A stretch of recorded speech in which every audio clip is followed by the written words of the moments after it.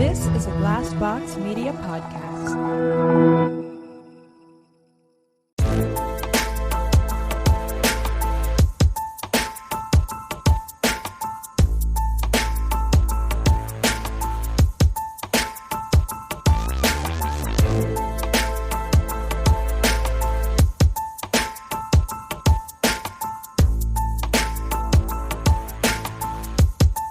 Hey everybody, welcome to another episode of My Worst Date. I'm Cassie. I'm Keegan. I'm Christina. It's funny to me because that seems like it comes as a surprise to Cassie every time. Like every episode.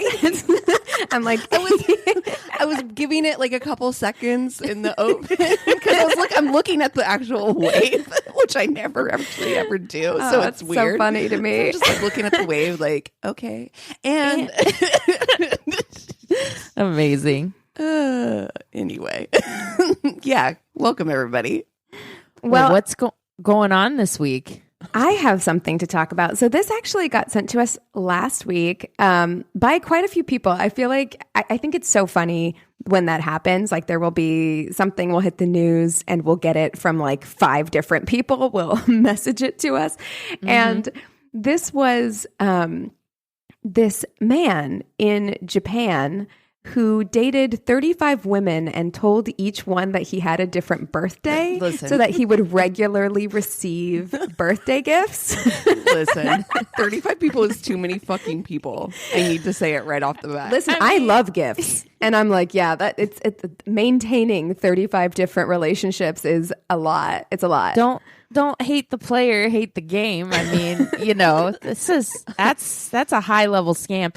I find that I put a lot of energy into the one person I'm dating. Right? I can't imagine how organized of a person you'd have to be to pull off 35 relationships. Well, and they have to be higher level relationships to receive gifts. So here's a question for you two. Like, I mean, because it can't be like he just started dating these people and then he's like, my birthday's tomorrow. Because like, I don't know, I would be like, all right, I'll buy you a beer on your birthday. You have to date somebody for like a minute before I'm going to buy you a gift, you know? You got to layer it out. So it's got to be there's like a 6-month ahead plan, right? Like my birthday's 6 months from now. So yeah, but to, 6 months. Staggering. 6 months is a long time to date somebody. Like to date 35 people. Like that's a lot. It's like a song in church, like where you layer like a row your boat thing, right? Like they got a round. Thank you.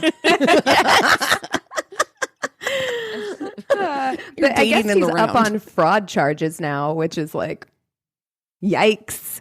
Well, is that fraud though? Yes.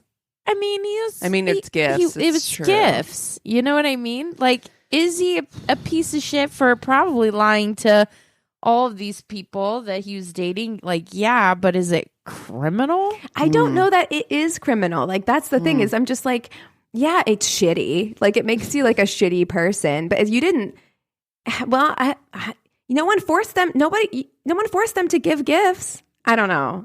Yeah. I guess. Yeah, that's tough though.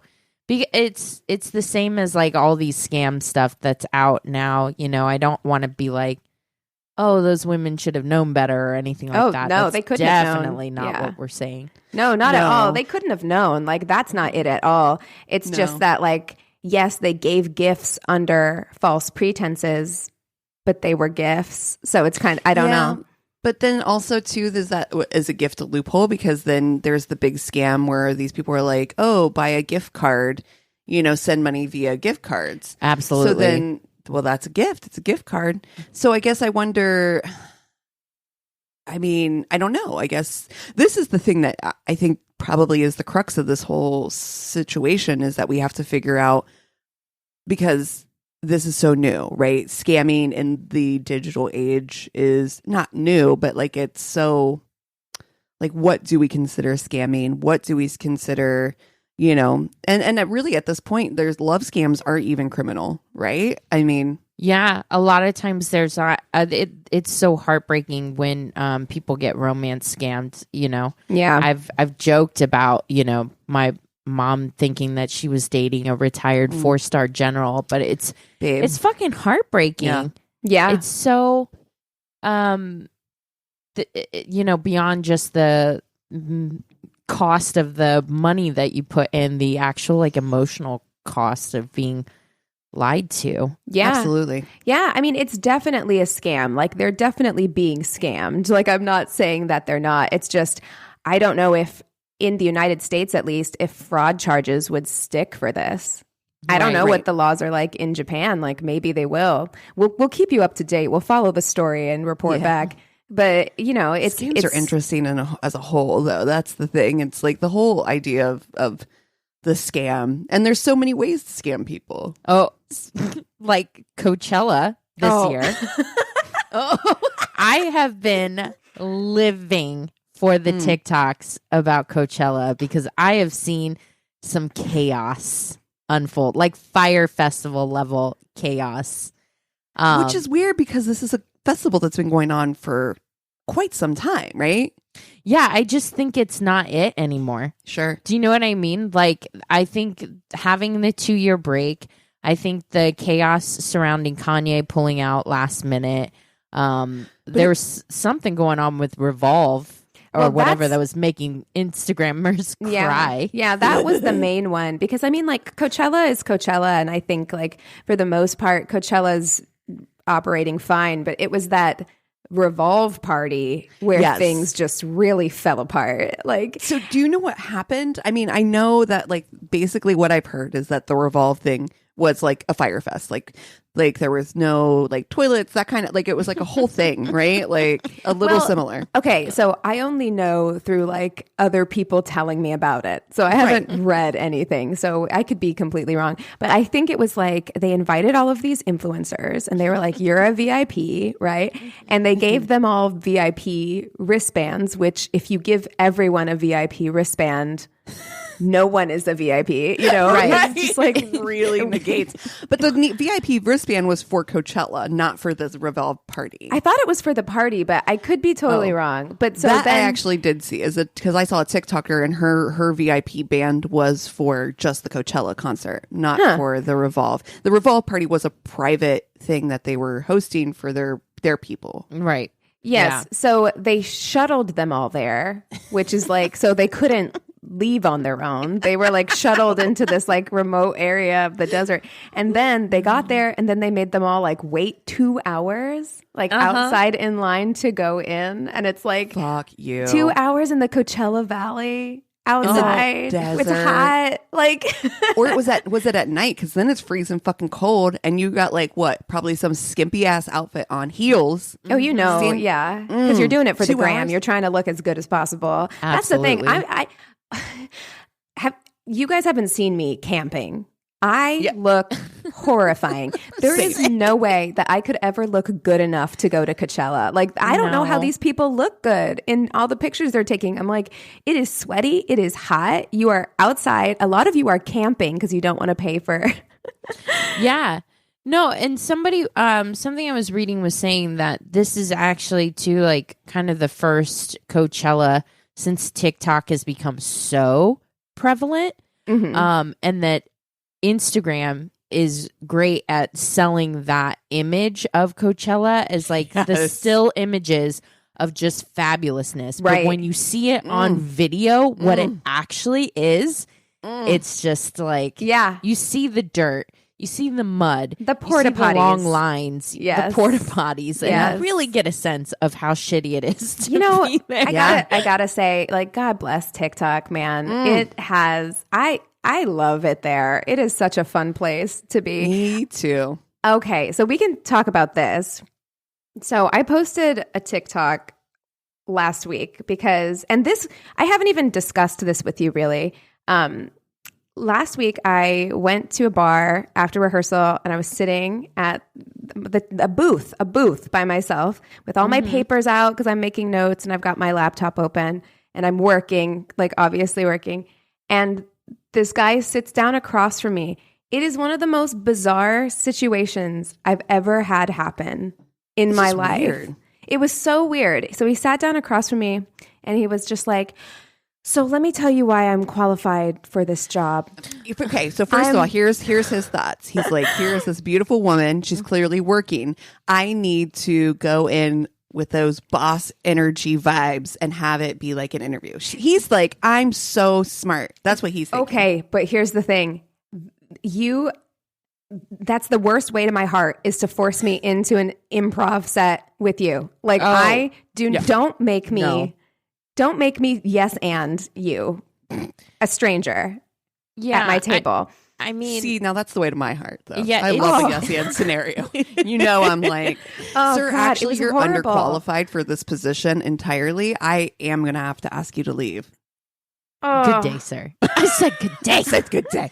I don't begrudge somebody for shooting their shot, you know, whatever. But what bothered me the most about your story is that he doubled down after you politely told him, like, I'm married, like, I'm thanks, working. Yeah. I'm working. Yeah. Like, go away, pretty much in a nice way. That he later on decided, like, no means try harder, and like came and tried to hit you up again. Yeah, and that's what bothers me. He got in the booth next to me, because at first he was across from me and he went away and I was like, fine, I was working. Then he got in the booth next to me, like on the bench next to me, and was like, what are you working on? And was like looking at my computer. And I'm just like, it's so invasive. That also, it's so invasive. And so I made that TikTok, I posted it or whatever, and it made its way to the wrong side of TikTok. And I think you mean the exact right side of TikTok. Here come the incels. Here come the incels. And like this one guy in particular, I can't get over it, because what he said was, if you don't want the attention of males, don't be around them. Okay. And it was just like, but how? My pleasure. How? Like, they're 49% of the population, my guy. Like, what do you want me to do? Yeah, that in itself is a scam, man. What are you? It's bananas. And he doubled, tripled down on that stance too. That's actually it's unfortunate, but tell me you're a liberal without telling me that you're a liberal. I was reading a Vanity Fair article about this basic prevalence of this group of people that's coming around, and it's worrisome because it's younger people basically embracing traditional gender roles, or traditional masculine roles, and I'm like, no. And I don't even, I would need them to explain to me, like, exactly what do you mean? Like, you mean that in every sense, or like, because I did have a lot of people on that, incel-y type people commenting about how, like, well, this is what men are supposed to do. They're supposed to be like bold and forward and all of this stuff. And I'm like, but we don't want it. Like, yeah. I don't ever want you to come sit in my booth with me ever. No. Anyone. Like, please don't. Who is this for? It's not for me, because I clearly am not interested. And you don't care. Like, you don't care that it's not for me either. The thing that is, this is the thing that really got to me, was the number of people who were just like, well, why are you at a bar? You wouldn't be there if you didn't want attention. Yeah, you wouldn't be there if you didn't want to get hit on. And I'm like, that's not absolutely like what bars are for. You know, it's so offensive. Yeah, it's so just stupid. Like judging you for making a choice to go out into the world and do something. Like, I didn't respond to any of those people because I was just like, I don't owe you an explanation for why I do anything that I do. Right. But, I was at a bar because I am working all of the time, right? Like, just because I'm juggling this show, we're trying to get this show off the ground, and I'm still trying to do like my podcast stuff and work and everything else. And so I sit at home or at rehearsal and I work. And that's all I do, is like, I'm at home working, and then I pack up my laptop and I go and I work at rehearsal until 10 o'clock at night. And then after that, I'm like, I could go back home where I've been all day. And I was like, I don't want to go back home. I want a change of scenery. Like, I want to be somewhere else. So I'm like, I know that there's this beer bar that I can go to where I know their Wi-Fi. I can sit in a booth on my own. Girl, right? You do not have to justify or explain, and it's shitty that you should have to. It's stupid. It's, to me, I'm just like, I was surprised by the number of people who were like, who works in a bar? This is so stupid. Like, why would you? And I'm like, there are people have reasons. Yeah. and I don't have to justify any of them with Exactly. you. Ma'am. Oh my Sir. God. None of the above. Anyway, well, we are once again recording remotely again. So if it sounds a bit funny, we just want to be clear, but we will be seeing each other very soon. I know. You guys, we have our live show coming up in Austin. We are so excited. If you are in the Austin area, we would love to see you. The date for that is May It is 5th. May 5th. I was like, wait. May 5th. I'm like, insert robot voice with the answer there. Yeah, May 5th in Austin. All the details are on our website, which is, of course, myworstdatepodcast.com. You can go there, find out information, get times, get information on ticket prices. Yeah, so we are really hoping to see some of you guys out. That would be amazing. It should be a really fun show. I'm really excited. Yeah, I'm really excited absolutely. too. And I haven't seen you guys, which just makes it like extra exciting. Definitely. Yeah, and we get to have ladies' time out on the town. Yeah. And I've never been to Austin, so Me I'm either. really stoked to check out the city. Yeah, we got ourselves a nice little Airbnb situation, which I'm pretty stoked on. It looks cool. I've been to Austin quite a few times, but it's always been for work. Well, I guess this is kind of going for work too, but it'll be fun to like be there with friends as opposed to just being there by myself. Like, oh, but yeah. Oh, also that, like, if you're from Austin and you have like places that we should definitely go, it would even be fun, like for some of our worsties. Like, it'd be cool to like know, like, Meet up. do a little bar meetup or something. That would be really Absolutely. rad. Yeah. So we're stoked. Yeah. We soaked that in. Well, who should we FMK this week? Who's playing at Coachella? Ooh, we've got The Weeknd stepped into Kanye's spot. To be honest, Okay, love would him. rather watch The Weeknd. I Yeah. would too. I love him. Love The Weeknd. And who was the other? I have literally no clue. I don't know either. I'm literally Googling it right disconnected now. from this year's Okay, Coachella. so there was Harry Styles, but I feel like we've fucked, married, killed him a lot recently, and he will always be my forever love. I saw the music video for As It Was, and that man has my whole heart. Swedish House Mafia, Billie Eilish, Danny Elfman. Danny Elfman was at That is the Coachella. most fucking random thing I've ever heard in So my life. weird. Fat Boy Slim. He's still doing stuff. Doja Cat, Carly Rae Jepsen, Megan Thee Stallion. Megan Thee Stallion, Phoebe Bridgers, who I love. Oh, yeah. Finneas. Run the Jewels. Oh, hell yeah. Run the Okay, Jewels. so there's like a lot. Okay. Yeah, let's fuck, marry, kill Coachella people, All right, bands, Let's do it. Let's do it. artists. Well, Okay. definitely The Weeknd is that for sure. Yeah. Okay. We got to put The Weeknd in. I feel like I'm putting Doja Cat in there. She's weird. I love it. Okay. She's a vibe. She's A a full whole ass vibe. vibe. did she quit? She quit like music or something? Did I she? hear that? That she retired? She's like, I don't want to do this anymore or something. I mean, more power to her. She could have a whole ass career on TikTok. She doesn't need to be making albums. She's It's true. fine. I'm going to do Finneas. Okay. Finneas. Billie Eilish's brother, Finneas? Yep. Okay. Yep. Okay. Ooh, okay. The Weeknd, Finneas, and Doja Cat. Okay. Oh, yeah. Yeah, this is a very TikTok heavy Coachella for sure.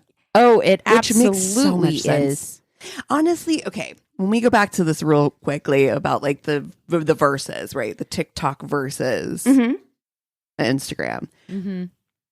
I so much love the idea that it's just not fake makeup. It's just so much more authentic and real. I absolutely agree. I prefer TikTok over Instagram 100%. Instagram gives me anxiety to post on, to be honest. Yeah, it feels like it has to be perfect or has to be like an image where I'm like, most of my TikToks, I'm not wearing a stitch of makeup. Same, I'm just same. like, And I'm oh like, shit, this I've is got fine. this idea. I better do it right now before it leaves me. And that's what makes it so much more fun for everybody, not just us as content creators, but as consumers of content as well. You have this like, yeah. Anyway, sorry. Moving on. No, I'm FMK. look. This we are just honestly. This feels like an ad for TikTok. This entire episode, they should be paying us money. Okay. Oh man, I feel like this FMK is actually kind of hard. Like, Yeah, I'm struggling here because I you know. got Doja Cat, who's just fun, wild chaos. You got Finneas, who seems like cool guy, songwriter, like that's your vibe, Christina. jet setting For kind of sure. thing.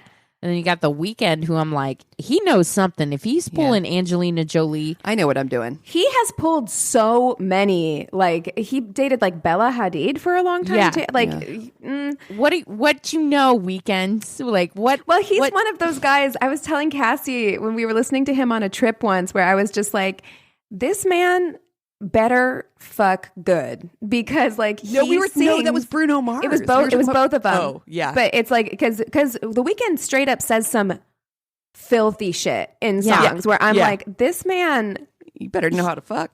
I mean, You better know how to fuck. he sings like he does. That's He right. sings like he does. and There- he pulls. and I feel like you can and he tell. pulls women who you would think. I mean, Angelina Jolie knows what good fucking is. I feel like Yeah. you know. Yeah. So I feel like I trust her. me too. I know for sure. I know for sure what I am going to do. I'm definitely Okay. going to marry The Weeknd, and I think that we've said it. Like, first of all, yes, there's all the greatness of his energy. He's an amazing singer. He's all those things, but the big picture is that he is a boss, dude. He knows his shit. He has a strong like, vision. Yes, he has a vision. He knows what he wants. What he did for the Super Bowl when he was, I performing loved for the his Super- halftime show. I his loved halftime it. show was dope, and he paid for all of it pretty much because they weren't going to be able to provide what he wanted, and so that says a lot to me. Somebody who knows what they want and is not afraid to just do the things necessary to make it happen. That is a go-getter vibe that I am here for. Yeah, he's definitely artistic. You know, he definitely has a vision. That plastic surgery thing that he did was like weird, but it was still like a choice, an artistic choice. Yeah, and a, And a vision. message, Yeah. honestly, So, yeah. and a message. Like, and I really appreciate somebody who has a strong vision and a message, especially when they can use their art to create something about that. Like, to me, that really resonates. Yeah, with me. and I like that his sound is always kind of evolving and changing. He's trying new things, which I like. You know, I like a person who can grow and change, and yes, that's a good partner. Yeah. he seems like he's open, willing to learn, and I, to be honest, of all of them, feels like the feminist. Well, no, I bet Finneas is too. Now, see, this is where I'm. Well, torn Doja Cat is because- too. Well, right. I mean, as far as like willing, yeah, for sure. I meant as one of the guys. Oh, being okay, yeah, a sure. feminist, yeah. I would say that when I was about to say that goes without saying, but it doesn't. No, because it sure we know don't. It doesn't. It sure doesn't. We know it does not. I'm torn between Finneas and Doja, and here's why. I think Doja is the sexiest. I Yeah. think she would be the wildest in bed, but I also think that she probably suffers from a little bit of the same syndrome that I do, which is like, when I'm done, I'm done. Yeah. And Yeah. I don't When I'm done, care we're about done. you. Yeah. When I'm done, you're done too. Yeah. And I feel like Finneas is a giver, probably a little Yeah.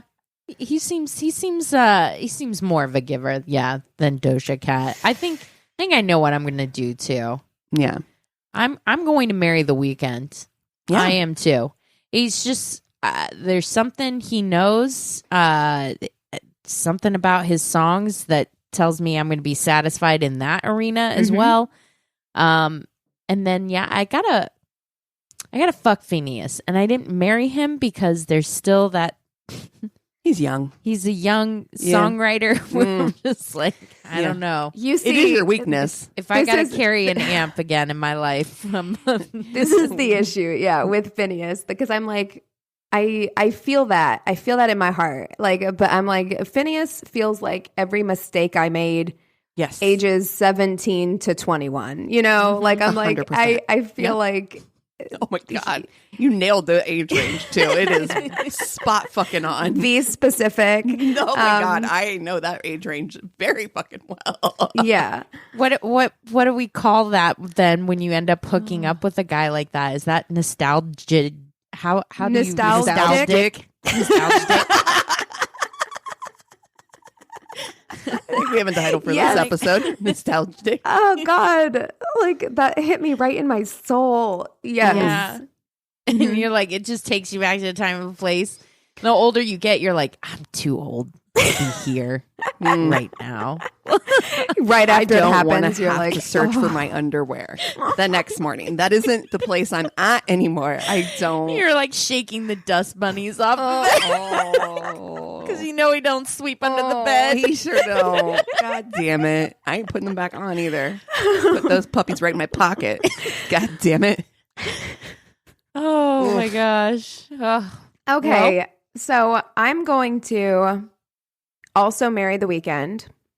I just a feel like solid of the choice. three, that's the choice. Because Doja Cat is too much chaos, right? Like, Yeah. I can't be married to that because, like, I think she's hilarious. I think it's really funny, but it is true mayhem. And long term, I feel like we're going to end up robbing a bank or something. I can't do it. And choosing between her and Finneas for who to fuck is kind of hard because Right? I know myself and I would probably end up sleeping with a Finneas, but I'm going to make a different choice. Oh, I'm going to choose to make a different choice. Okay.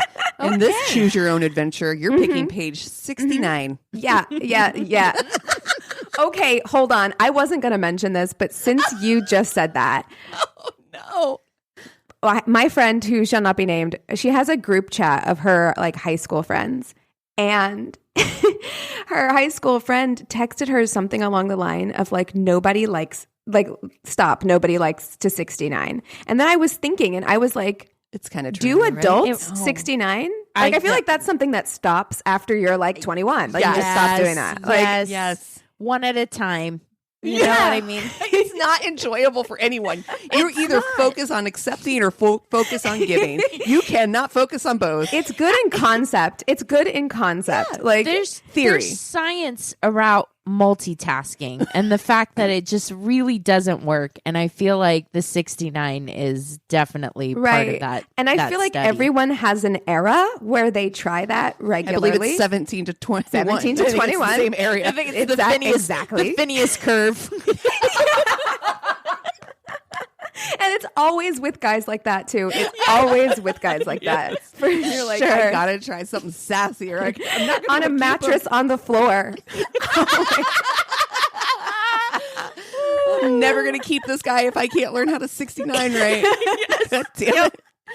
But you're exactly right, Christina. That is why it's unsatisfying, is because I'm like, I'm too focused on what I'm doing to Right. enjoy what's happening. What's happening? Yeah, It's exactly. too much. You can't. You can only focus as a giver or a taker. You cannot be both. You can't be receiving and giving properly at the same Thank time. you. You just can't. Thank you for validating that for me, because I really was thinking about it hard, and I'm like, I don't think adults do that. Like, I don't No, and there are other things like that too. Like, you know, people thinking like having sex in a hot tub is a good idea. It's yeah. like, no, it's not. That's Again, that's only in the you Finneas try Curve. it once. Water's Yes. not a lubricant. No. Oh God, especially not fucking hot, fucking bacteria water. God damn.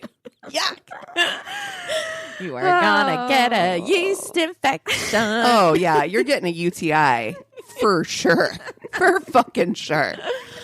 Oh my gosh. Well, this is a terrible transition, but we do actually have a new page. Sorry. The worst transition ever. No. Oh no.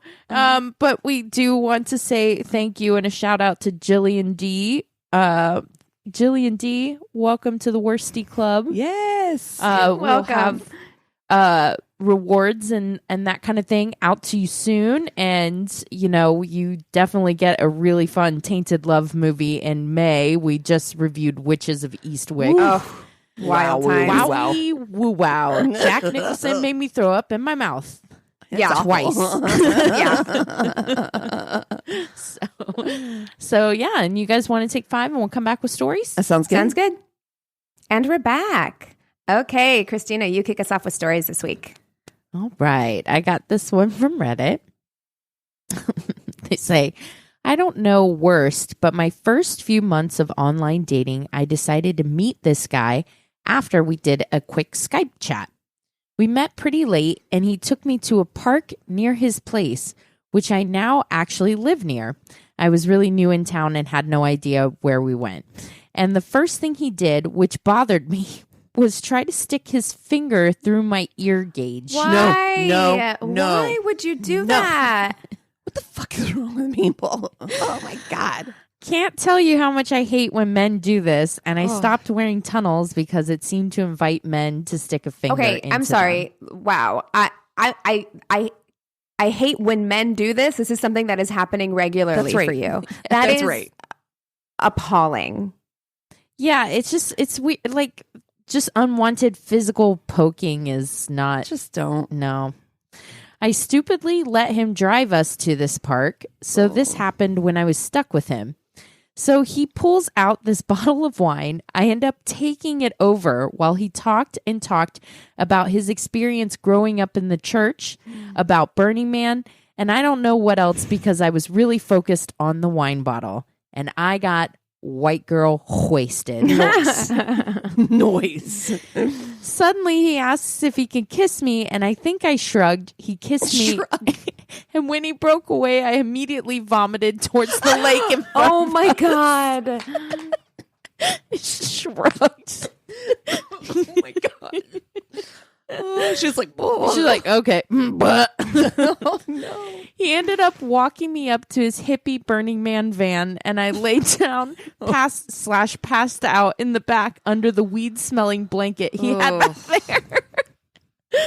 Dude, that doesn't feel safe at all. I know. I wouldn't let him take me home because I was staying with a friend still. So at whatever point I was awake enough, I stumbled to the nearest bus stop to go back to my friend's place. This whole thing sounds like danger. This is the kind of story. Once This is again, on the Finneas Curve. yeah, once again, 17 to 21. This is the kind of thing that you look back on and you're like, how did I not die? Like, How did I live? Exactly. How am I alive? Like, we all have stories like that where you're just like, I should have died that night. It should have been over for me. Yeah. This was a it. Dateline episode. I Honestly. never saw her again. Exactly. In hindsight, he was a pretty good dude because he didn't take advantage of me, and I was probably the bad date story, having drank his bottle of wine and used his van as a free place to crash. Plus, I puked right after he kissed me.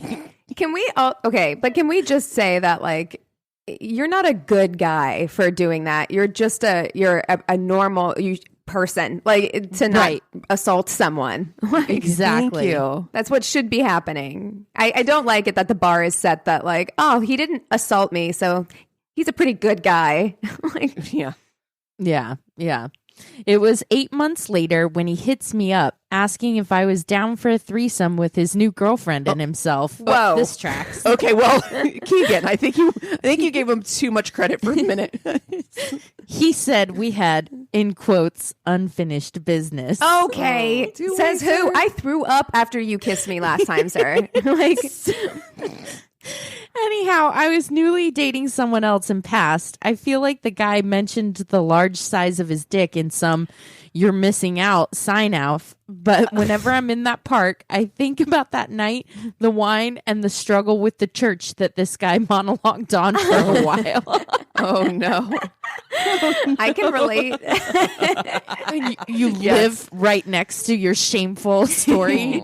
Just pass it every day on the way to work. You're having God flashbacks damn. every day. Precisely. Oh, God. Full body shudders. Ugh.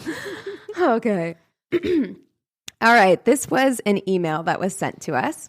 It says, I want to let y'all know. Okay, so this is the first sentence of this, so you know what we're getting into.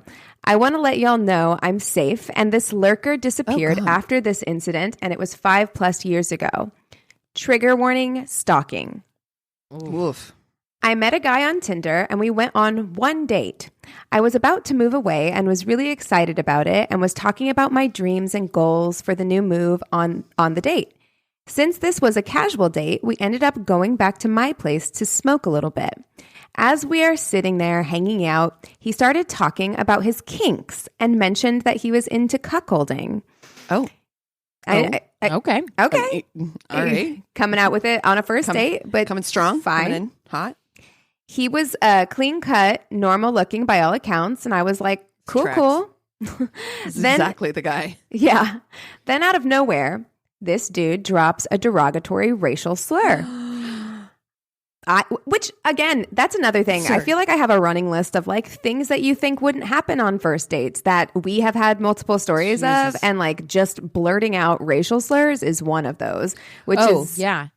Too often, actually. Yeah. it happens frequently. I was horrified and said, "What the fuck?" Jumped up, opened my front door, and promptly kicked him out. I blocked him and unmatched on the app, and although I was shook, I was happy that was over. Fast forward 6 months later, I have moved and I'm a couple of states away and working in a cannabis shop that is similar to a bar but for weed. People can come in and use their products there.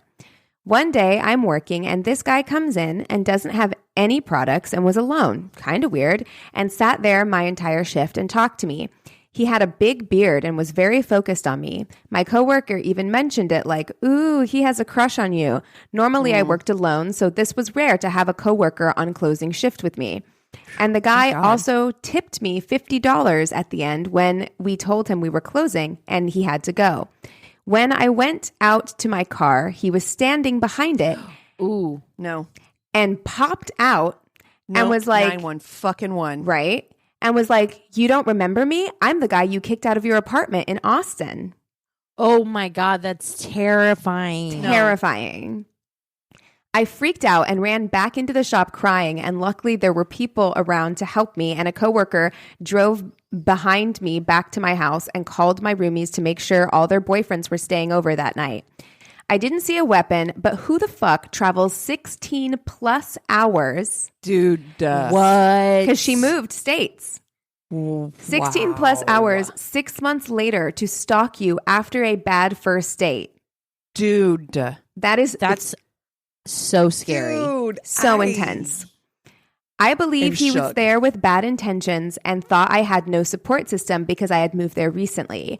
I never heard from this dude again after that night. He is still on Tinder though. I saw his profile last year and I immediately swiped left and then regretted not screenshotting it so I could blacklist this motherfucker. I was very scared of dating after this and took me a long time to put myself out there again.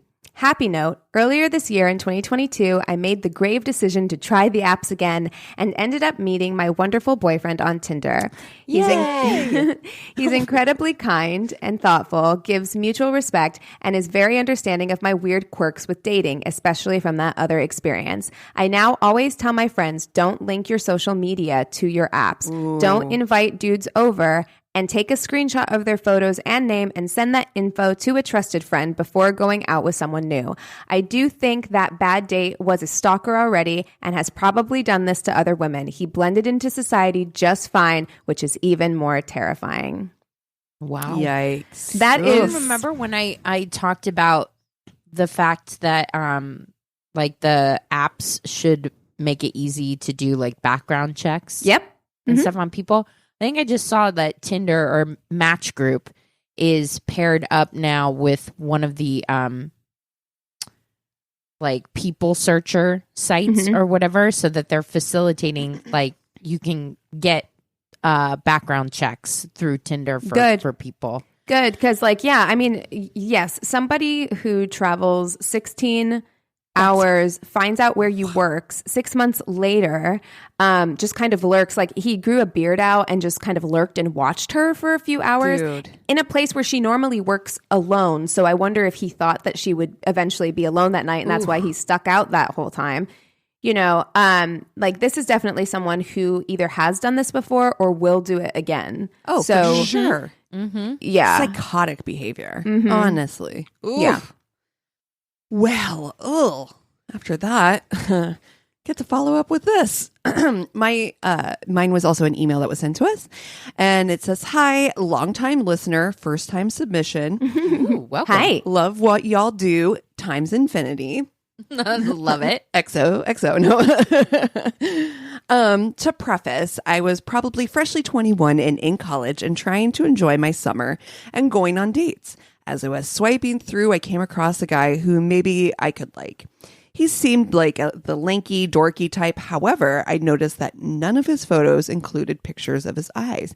Always wearing sunglasses, a helmet, Motorcycle? whatever to hide his eyes. Yeah. Okay.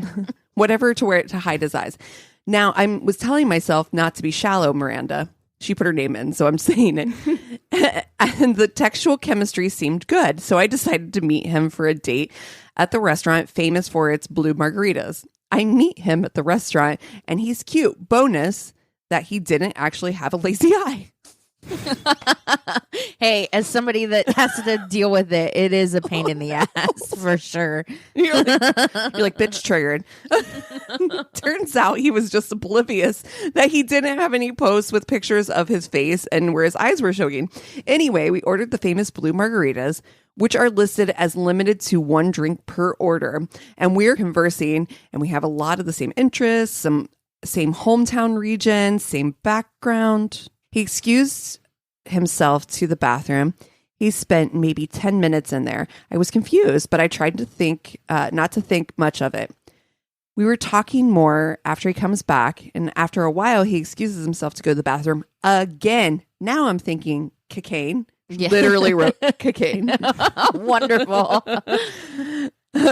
He returns clearly not like his normal self. He confesses that he was drinking with his friends prior to the date, and the blue margarita was hitting him so hard, and he was constantly vomiting in the bathroom. Oh, no. How much alcohol is in these margaritas? Like, they're limited 1 per table, so it must be like 50% tequila. And I'm assuming that there's like those fishbowl ones. Those right? big fishbowl ones too. Yeah. Yeah, probably. Yeah, they're like Huge. Yikes, she says. He decides that he should go home. It has been so many years, but I don't remember what happened. But I ended up following him home to make sure he was okay. I was young and dumb, and I shouldn't have let him drink and drive. But my non-confrontational, naive 21-year-old self just let him. Right in that Finneas Curve. Yep. And yes, this guy was swerving on the drive home. After getting to his complex, I walked him to his apartment. This guy is so drunk, he actually stumbles and falls straight onto his ass, or on his ass onto the ground. You know, this died. poor man has the worst shame receipt about this night. You know, he wakes up sweating thinking about this sometimes, you know? So sweaty. So sweaty. I die laughing, trying to enjoy this adventure I was having. We get to his apartment door, and he claims that he doesn't have his keys or phone on him, and that he left them in his car. He asks me to go get them because he was so wasted. I gave him, and he gave me his car keys. His car was semi-far and hard to find, but I get there and absolutely could not find his belongings. I give up after a few minutes and go back to his apartment door to find him. Turns out his phone and his keys were in his pocket, but he was too drunk to notice. Oh my God, you're right. He literally is like, just shakes himself like hot, cold sweat. we've all been on both sides of this, actually. Yeah, this is one of those dates, like one of those situations where he's driving. You know, has that ever happened to you? Like, that happens to me sometimes when I'm driving, and then I'm like, oh. Yes. Just, you know, like God. you just have that sudden memory, and you're like, oh, well, I guess I'll just drive head on into traffic now. Go right over this cliff. This is fine. We go inside, and this guy goes to the bathroom to just hug the toilet. Honey, why are you still there? I'd be like, are you in your apartment? I'm going. I'm getting out of here. Goodbye. I watch him to make sure he's okay. At this point, I feel so uncomfortable watching the stranger hang over his toilet, and I felt like I could leave. I actually record our convo to ask him and make sure I wasn't responsible for whatever happened after I leave. Oh my God.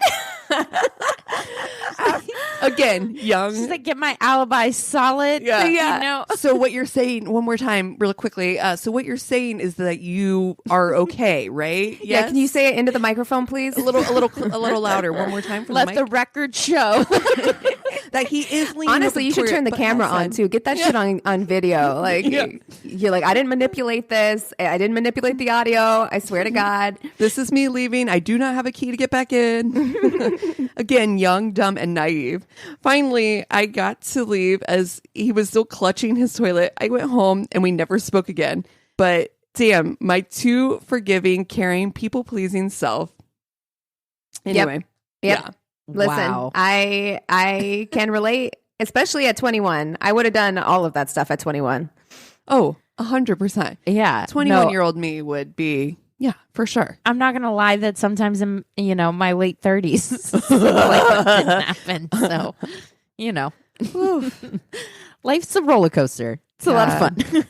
All right. Well, you guys want to take a quick break and come back with Tainted Love. Yes. Sounds good. Okay, so this week is my Tainted Love. I had that thing I always do of course we've talked about this. Of course we've talked about this. This story is so familiar to me. Mm-hmm. I don't know why. It was on an episode of Disappeared, which was a show I know I watched on Investigation Discovery. So maybe it just got in this way, and we haven't talked about it yet. So I'm going to talk about the disappearance of Jerry Michael Williams. Okay. I don't think I know this. It doesn't sound familiar I was yet. just thinking the same thing. I don't think I know the story. I got a lot of my information from there's a lot of great articles from the Tallahassee Democrat. It's a paper there, and a specific reporter, Jennifer Portman, stayed on this story for like 20 years. Oh, wow. So kudos to her. Okay. And then there's a Wikipedia, of course, and a blog called Chilling Crimes. So Jerry Michael Williams, he went by Mike. So we'll call him Mike for the rest of the story. He grew up in Bradfordville, which was just north of Tallahassee, the son of a Greyhound bus driver and a daycare provider who raised him and his older brother Nick in a double-wide trailer instead of buying a house.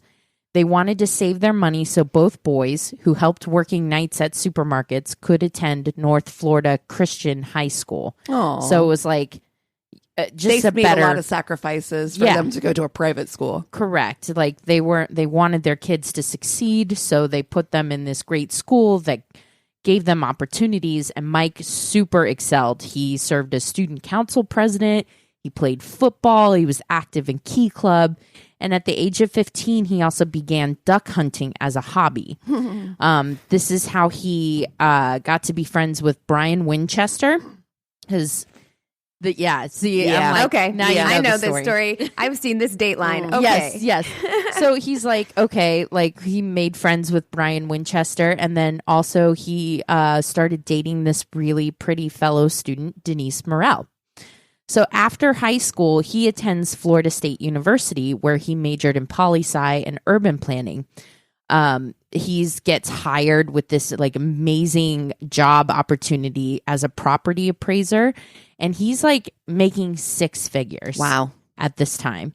So this is like in the 90s too. Jesus. So like I don't know what that money is today, but he's doing really, really well. And he proposes to Denise. It's like his high school sweetheart. They get married in 94, and it's just like, it's perfect. He's and got they live happily ever after. End of story. Oh, The that was end. so sweet. and they buy this home in this upscale subdivision, and he gets to go hunting with his best friend, Brian Winchester. And then Denise gets pregnant, and he has a daughter, and just everything is fantastic. Mike is living the dream. You'd love to see it. So, but now that he's come so far so fast, like he's got this small young family, and his boss is like, hey, you're making all this money. You have a lot of obligations. You have a young family. You should think about insurance to protect him. He's like, you're right. I should. You know, my best friend Brian actually sells life insurance. Ooh. So I'm going to talk to him about it. And Brian's like, bro, you got to make sure like you go duck hunting. That's dangerous. So You know, if something were to happen to you, you need a big policy to take care of your family. And I think you should get this one for $1.75 million. Holy shit. It's a lot of life insurance. But I mean, That's a ton of, look, I've seen far too many Datelines and Snaps to ever get that much life insurance. That's right. You keep that life I'm insurance. like, I'm not getting $1 million. That's right. I want just enough life insurance to cover my burial, and that's it. And I'm not getting buried. I'm just getting cremated. So yeah, and I get it now that life insurance is also to cover the cost of like not having his income anymore. When he's of course, yeah, you want your family to be taken care of, but I'm also like, you're making it look a little too enticing with that 1.8 million. But also, yeah, I've seen people do really awful stuff for like way less money than that. Yeah, on this very podcast, we've talked about people like agreeing to take people out for like $5,000. You're like, what? Doesn't feel like enough. Yeah, so I'm like, 1.75 million just gives people that many reasons to want you out of the picture. 1.75 reasons. Yes, that's a million reasons exactly. So yeah, he's like, okay, I feel at peace. God forbid something happens to me. Like my homeboy Brian set me up. I'm good. So December 16th, 2000. So, you know, he's going to get up early to go duck hunting at Lake Seminole. And he planned to be back early so that he and Denise could celebrate their 6th wedding anniversary. When he didn't return by noon, Denise called her dad to say, hey, Mike didn't come home. He said he would be home early. We have plans. It's our freaking anniversary. So he calls Brian Winchester, and Brian and his dad go to find him. They're like, we go hunting with him all the time. We didn't go today, but we know where his spots are. So we're going to go and look for him. They find his Ford Bronco near a remote boat launch, which was weird. So they call Florida Fish and Wildlife Conservation Commission. That's like who runs the lake. So basically park rangers. So not the police. Park rangers come because it's a case of a missing hunter. So it's not treated like a crime scene. It's treated like somebody maybe fell overboard or is hurt inside the park. An aside, but on the Dateline, this park ranger's accent is so great. Like it is so perfectly like rural Florida. Yes, very much so. So they're looking around. They find his boat, but nothing else. Like nothing suggested anything foul, just a tragic accident. They were going to search more, but a storm rolled in, so they had to postpone and pick it up the next day. But from all appearances, it looked like Mike went out alone, fell out of his boat, and drowned, and then alligators ate his remains. That is what everybody was saying. It's like... It's Florida, so yeah. Yeah. Gators. But what is weird is that there had been 80 drowning deaths in Lake Seminole, and they were able to find every body except for Mike's. That feels weird. So, you know, it's awful, but it happens, and people are like, there's tons of alligators here. So, of course, this is what happened. Because there's no evidence of anything else. Also, it's not the police looking at it. It's park rangers. Right. Who are not trained in crime scene investigation tactics. So yeah, Denise is devastated, but also worried. She has bills and kids to raise and no salary from Mike. So even though it's only a disappearance, and it usually takes 5 years to declare someone dead, oh, no. If they're just missing, she is able to petition the court after just 19 days. What? 19 days? That he is dead. How over leveraged are you? And collects that almost $2 million. Part of what helps is that mysteriously 10 days after the search, they find Mike's waders, which I guess are like really tall boots. Yeah. And some of his equipment, like a flashlight and a hat and stuff on this embankment right next to alligator poop. And that just completely solidifies the theory. I don't know. You got to go more than a month. Yeah.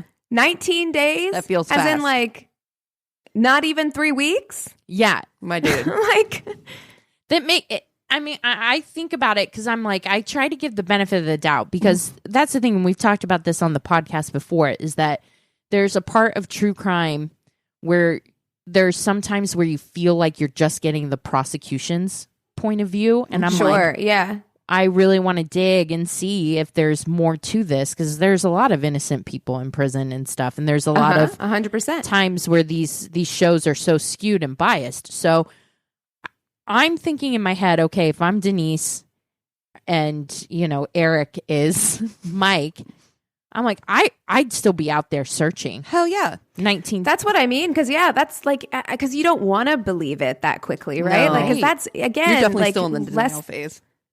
Less than 3 weeks. Like, I feel like I would be like, there's still a possibility. Especially if there's no forensic evidence. There's no blood. There's nothing. I'm like, was he kidnapped? Was it like, my brain is thinking all kinds of things. And if there's no evidence that he's dead, I just feel like 19 days is too soon to, that's And how I feel like the courts, that they were just like, sure. Yeah, exactly. Sure.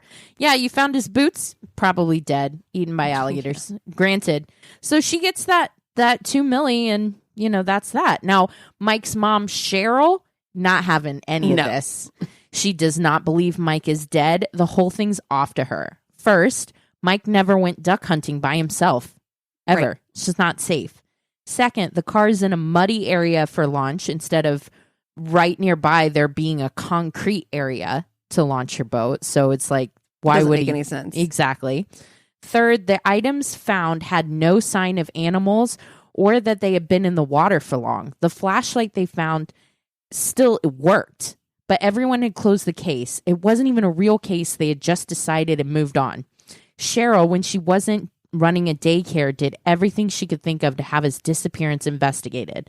Although, because he was the only body that had never been found, finally in 2004, 4 years later, FDLE agreed to open the case. And they did find more inconsistencies. Yeah.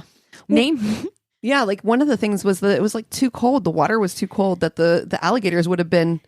Correct. Like, yeah, that's the thing. And it surprises me that the park rangers didn't know this. I know. That would have been the first thing. Like, there's no way the alligators got them. Even the guy on the interview said that. He was like, yeah, it's too cold. They would have been practically hibernating. Correct. And the fact is, like, they've seen evidence of like alligator attacks and stuff like that. They never like eat every bit. You know what I mean? That you wouldn't be able to find anything. And also it's just weird that like the waders didn't have any marks or of an animal attack on them. They were completely intact and there was no like forensic evidence in them. So they look like they hadn't even been put on. So, they also like his waders, like any experienced hunter knows not to wear them while you're driving the boat because you can fall in and drown. And Mike's friends knew that he knew this. But despite all the inconsistencies, in 2007, FDLE closed the case saying it was weird, but there's no concrete evidence of anything else. And because it wasn't handled like a crime scene back in the day, there's nothing really anyone can do. Okay. You know? Wow. Okay. Yeah. I imagine like his mom, Cheryl, but just any family member, how frustrated would you be? Furious. By that? Yeah. She's literally, this case is only alive because of Cheryl. It really is. Yeah. It would have gone away completely because it was closed and a lot of people were like really annoyed by how persistent she was. I mean, at one point she was writing a letter every single day to Governor Rick Scott to get him to open the case every single day. Gotta do what you gotta do. Yeah. She also she got the insurance company to investigate for fraud. Like she started all these different investigations, but no one could really find anything. However, there was something else very interesting that had the town talking that kind of had people believing that Cheryl might be onto something. And that was the fact that in 2005, Denise and Brian get married. It's weird. It's like, well, they're just comforting each other, Christina. Like, yeah, who are you to judge how they deal with their pain? Right. Honestly. I mean, Brian did divorce his wife and moved into Mike's house, and they had that insurance money to live on, and convenient. So yeah. But years pass, and in 2012, Denise and Brian separate reportedly due to his sex addiction. And she filed for divorce finally in 2015. So this is 15 years after all this stuff went down. So she does know how to divorce. Yeah, exactly. Brian opposed it and had to be ordered to comply. As part of that order, he was to provide an appraisal of the couple's house due in early August 2016. Denise told the sheriff's office investigators that on August 5th, the day when the appraisal had to be filed with the court, she left her home to drive to her job. And while she was talking on her phone to her sister, she saw someone climb over the back seat of her car. And it turned out to be Brian. He took her phone away and began yelling directions at her. She did not comply until he showed her a gun. She said later that he claimed this was necessary since she wasn't taking his calls and was blocking his texts. So instead... Okay, because I don't want to see you or talk to you. Yeah, that's the point. Yep. No means try harder, apparently, to this guy. So she pulled into a CVS drugstore parking lot close to the door. Brian told her that he was planning to kill himself with the gun. He did not want the divorce and felt as if he had nothing to live for if it went through. She was able to calm him down and took him back to where he had parked his own truck at a nearby park. Before he went to it, he took a tan sheet, a different colored plastic sheet, a spray bottle of bleach, and a tool from Denise's car. So he definitely had plans. Sir, that is not the things that you take when you're going to just kill yourself. Why would you need all that stuff? Don't need that. That's not for you. That ain't right. Yeah. So after she left, Brian pulled up to her and apologized. But despite her promise to him to not tell the police, she drove straight to them afterwards. Yeah. According to a friend of Winchester's later interviewed by police, he had been increasingly concerned that as a result of the divorce, Denise would tell police what she knew about this guy who died 12 or 15 years ago.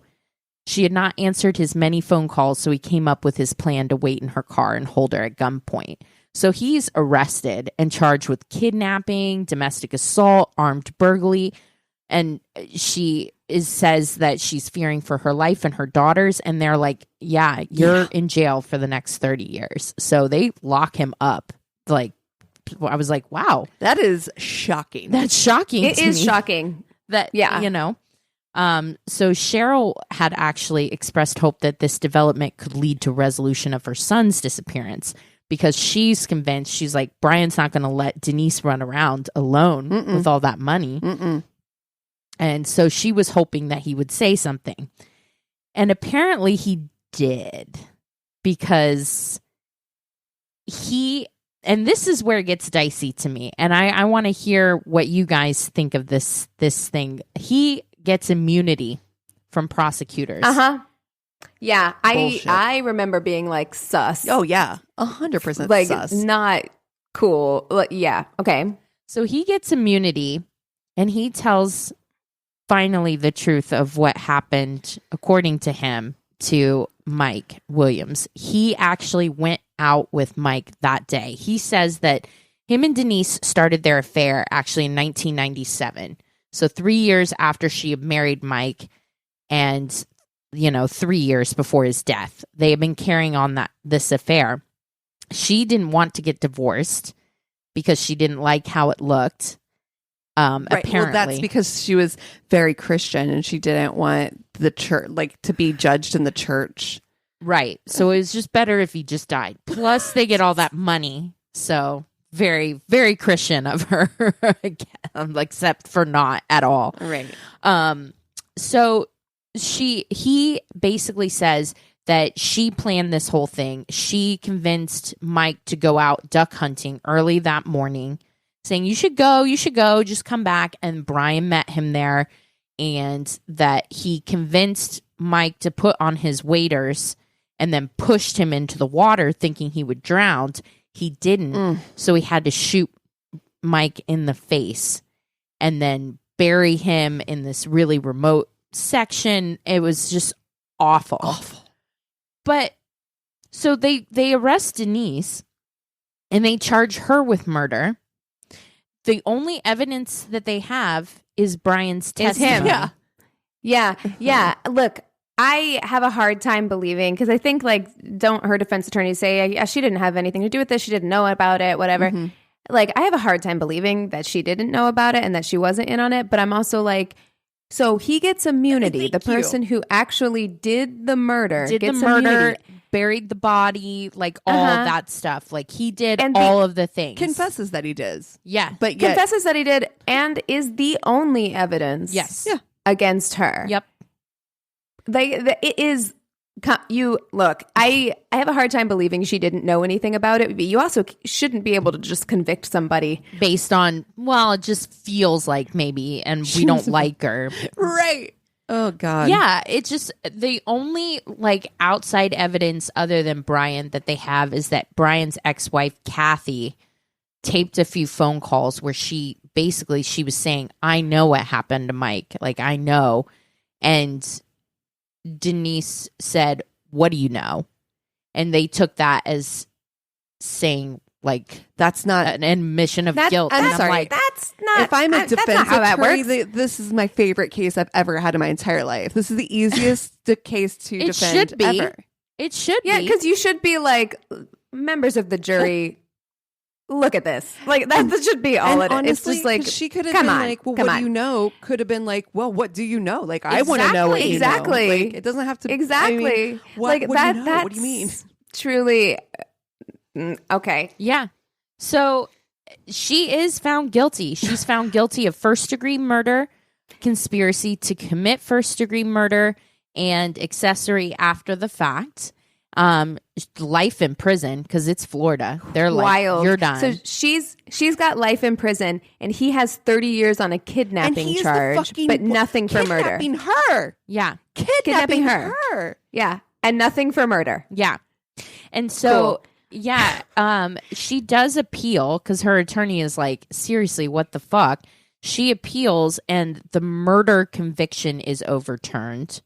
So, but it still ends up being 30 years after for her charges for accessory after the fact and conspiracy stand. And so she is still in jail and will be for the next 30 years because this just happened. I cannot believe that her defense could not pull this one out. It's kind of infuriating. And listen, I'm not saying that she is without probably some involvement, but but you can't prove it beyond a reasonable doubt. Yeah, exactly. It's like, because I'm with you. I bet you she was involved in some way, but it's just like, but we can't prove it. Mm-hmm. And if you can't prove it, you can't convict somebody on right. that. Like that's not how this you works. must acquit.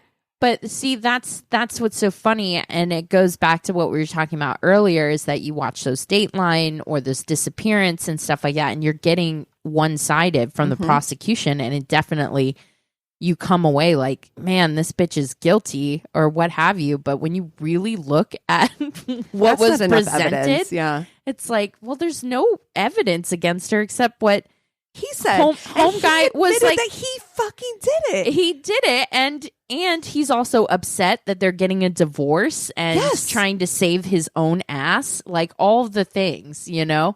So he has every motivation to lie. None of this makes any sense. I can't believe they made an immunity deal with him. It's wild. Yeah, so that is the tragic and almost like 20-year saga of the disappearance of Mike Williams. Oh, man. That story is wild. Oof. Thanks for sharing. Yeah. I know I've seen it on a whole bunch of things, and that's why it felt so familiar. And like as soon as I said Brian Winchester, both of you guys were like, "Yeah, we know this one." That name, yes, I mean, Winchester, that name was very recognizable to me. Wow, that story is. Like, honestly, it's everything. Yeah. It's like the fact that they were just like, I decay, probably alligators, you know, like Jesus. Everything about the story is just like, wait, what? He did what? He kidnapped her with a what in his car? And then he got immunity for shooting a man in the face? Yeah. His friend. His high school friend. Like, they met each other and palled around from 15 on. They started their young families' lives together. Yeah. They went duck hunting together. and all the time behind his back, he's like fucking his wife. God. And this is the guy that we trust is telling the truth. Yeah, this enough is to convict somebody someone that else. is, like a psychopath in some way, you know, to be able to compartmentalize that and act like they're homies. Wow. Well, you're basically like lying to their face every time you show up, you know? God damn. I mean, so yeah. Woo. Well, Mess, drama. All right, let's cleanse this palate real quick. What have you guys been watching? Seriously. I finished the last season I could find of Alone on Netflix. This last season, you guys, was in the Arctic. Oh, no, Mount. And if you make it 100 days, Fuck you. they give you $1 million. Nope. Oh my God. Are you kidding me? It so I can't. bananas. I here's something I'll say. Since being in Missouri, we have not had 3 consecutive days of sunshine. Oof. It has rained every 2 days ish. Yep. Or every other day. My mood gets so bad if I am cold and there is no sun and it is like wet. I am pissed like all the time. Like yesterday was a beautiful day and I couldn't believe it. I woke up and it felt like a Disney movie. Like I was just like, birds are chirping, right? Like it was incredible. If I had to be in the Arctic, No. Fuck I mean, you. One of the I would- episodes, it started off the temperature negative 32 degrees. you. go fuck yourself in the strongest possible terms. It makes me angry. Like I'm like Chest angry out. thinking One person about that. got frostbite and had to be pulled out. Like another person, like wolves were circling his shelter. This one guy stabbed a muskox. The wolves would be circling, and I would be like, you know what, guys, I understand. Take me. Yeah, 'Cause I don't even want to be honestly, here anymore. I shouldn't be here. I know it. So- like I know I shouldn't be here. Like I feel bad for you guys for having to be here. So Honestly, and when you guys sent me that comment that it's like so Hunger Games, it really does feel like Hunger Games because you're watching people. I'm like, this is capitalism, man. People doing this shit to get $1 million. I'm like, and while we sit at home, like judging under them. 8,000 blankets, only in America could this happen. Only in a capitalist society could this happen, where people would literally risk their fucking lives so that they could get for money. money. yep. And really, in this economy, $1 million enough. isn't even that much money. No, like ain't I'm enough. like, and it's gonna be taxed. That's right. Oh, can you No. imagine? I You would got be so fucking $500,000. angry. Fuck you. You can suck. You can't. Dude, there's this TikTok of this woman that is trying to move her family to Washington. And I didn't know the housing market was like that out there, but In she's state? been she's good been luck. trying to buy a house. Can't. There was a corner lot selling for like, it only had 10,000 square feet or whatever, so not that much. It's a 3-bedroom, 1-bath, fire damaged house with no windows, $1.3 million. Go fuck yourself. It's, That happened because Apple moved up there. And so when that happened, it was, it's either Apple or Google moved up there. And it made like this insane boom in the marketplace up there. And I only know that because having had gone there for work, they were talking about, I had rented an Airbnb, and the guy at the Airbnb was telling me like the market was crazy and he'd have people staying there. And it was like almost impossible to even find a fucking hotel sometimes up there Oh my because people were goodness. living in hotels. Oh my god, it's probably cheaper. Yeah, than oh my god. Jesus. Wow. yeah. This timeline is fun, eh? Yeah. Good times, great oldies. I have not watched anything new in the last week or so. I am desperately trying to get through my April books because April is wrapping up and I'm like, oh no, like I feel like I'm falling behind. So I have been reading The Song of Achilles, and that's also by Madeline Miller, who also wrote Circe, and it's very good. I mean, she's just really a brilliant writer. Personally, for me, I mean, I think I enjoyed Circe more just because, I mean, you've got like a a witch goddess who lives on an island and turns men into pigs. What's not to like? You know what I mean? But it's a beautiful, beautiful story. And it's definitely got a lot more romance elements to it. But if you enjoy Greek mythology or you liked Circe, you should definitely read it because it is very good. It's a beautiful story. Well, what did I watch? Oh, I started watching the confession tapes of John Wayne Gacy last night. Oy vey. Yeah. Scary, scary.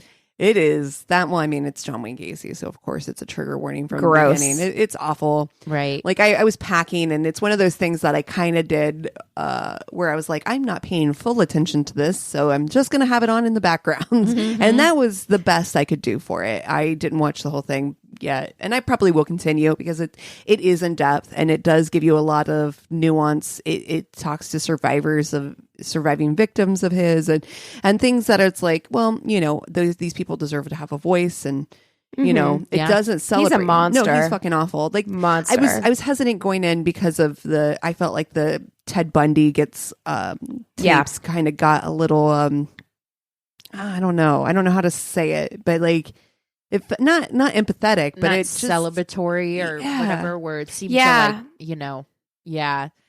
People were almost like, wow, like they seemed impressed in a way that felt gross to me with those This just tapes. feels gross. So T to B, it's just gross. But it does, like I said, give some of his victims like a real actual voice to state like, you know, some of the atrocities that happened to them. And, you know, like the first episode, I mean, this guy is interviewed, and no, he didn't kill this guy, but what he did to him is not equally, because I mean, he has his life, but you know, anyway, like it's just, you know, horrible. It's awful. It's terrible. And, you know, he's not been able to like talk about what happened to him. Yeah. And he was never able to go to police about it. And it does, I don't know, it does put that fine point on the idea of why people don't go to the police when things like this happen. Right. It's the threat against them, the threat against their lives. That was, you know, this guy had said, you know, his life was threatened by John Wayne Gacy. So, I mean, like, he didn't feel safe in that way. But I mean, like, I mean, in a nutshell, that is the same reason why no one ever goes to the police, goes to authorities when things like this happen, because there isn't a safe guarantee that you're going to walk away from that scenario safely, or that you're going to walk away with any justice. So yeah, exactly. That was not. I thought we were going to end on a high note. Like, I'm like, we're right back in Bum City. I did also watch the Abercrombie and Fitch documentary. Oh, good. Thank God. Boy, did it take me back. I actually blame them a lot for the early 2000s. I'm just going to say. I really feel like I don't need to watch that documentary. I'm like, I lived it. Yeah. I'm like, you don't quote the old magic to me, witch. I fucking was there when it was written. I don't need to. Do you know what this fucking documentary did right at the beginning, though? Is they fucking explained what a mall was. I know. I saw that. And like, someone made a meme of that. And Eric and I was like, are we that fucking old now? Yeah. And I was like, I guess we are. We're having to watch a documentary explain what a mall is. Which to those viewers go to who malls. may not be like, aware. I don't understand. I just went to a mall literally yesterday. I live in Los exist, Angeles, and I just went to a mall. It's not like they're not a thing. Where are people shopping other than online? Like, if you're shopping in person, how you have to go to a mall? Like, that's where the stuff is. I guess maybe the younger generation is like, kids mall? these days. What? Yeah. So yeah. Oh man. Wow. Well, if you have something that we should watch or read, or you have a story, please reach out to us at our one-stop shop of a website. It's myworstatepodcast.com. Also, a reminder that we do have that live show, so you can go to the website and check out information about that. And we love you so much. Cheers! This is a Glass Box Media Podcast.